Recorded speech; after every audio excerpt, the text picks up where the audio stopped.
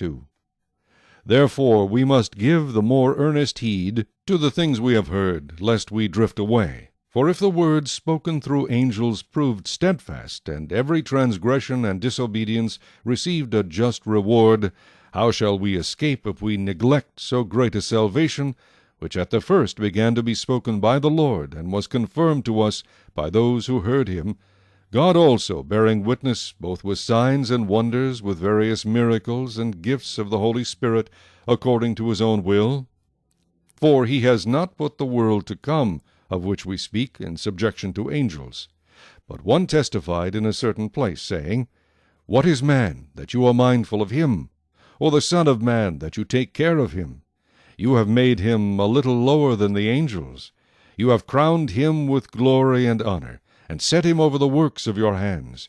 You have put all things in subjection under his feet. For in that he put all in subjection under him, he left nothing that is not put under him. But now we do not yet see all things put under him.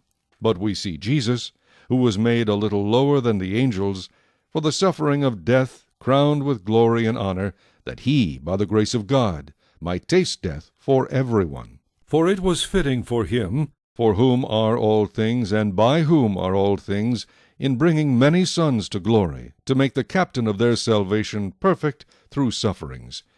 For both he who sanctifies and those who are being sanctified are all of one. For which reason he is not ashamed to call them brethren, saying, I will declare your name to my brethren. In the midst of the assembly I will sing praise to you. And again, I will put my trust in him. And again, Here am I, and the children whom God has given me.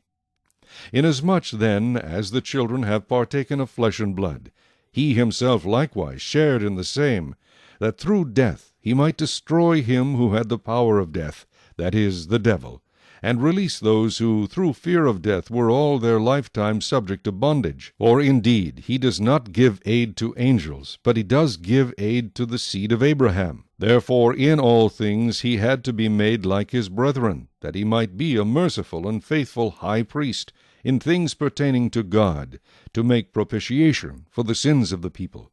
For in that he himself has suffered, being tempted, he is able to aid those who are tempted.